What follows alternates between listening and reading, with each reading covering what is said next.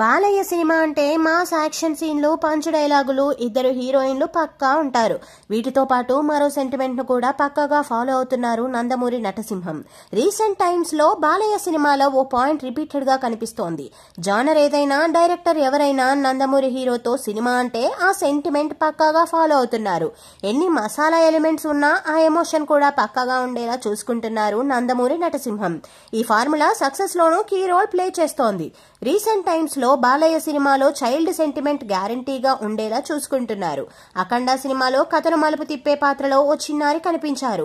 పాప ప్రాణం కాపాడడం కోసమే జనం జీవనంలోకి వచ్చేలా అఘోరాలా కనిపించారు బాలయ్య. ఇప్పుడు పార్ట్ 2 విషయంలో ఆ పాపకు ఇచ్చే మాటనే లీడ్ గా తీసుకుంటున్నారన్న టాక్ వినిపిస్తోంది. అఖండ 2 సెంటిమెంట్ ను వీరసింహారెడ్డిలోనూ కంటిన్యూ చేశారు బాలయ్య.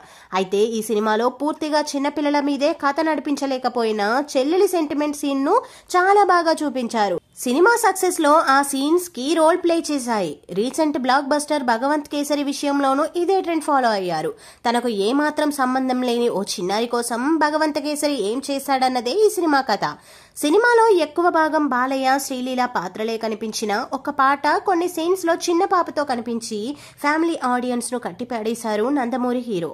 ఇప్పుడు రిలీజ్ కు రెడీ అవుతున్న డాకు మహారాజ్ లోనూ ఇదే సెంటిమెంట్ ను కంటిన్యూ చేస్తున్నారు నందమూరి హీరో.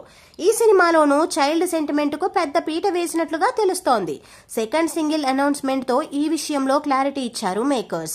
దీంతో డాకు మహారాజ్ లోనూ బాలయ్య సెంటిమెంట్ ను రిపీట్ చేస్తున్నారని ఫిక్స్ అయ్యారు.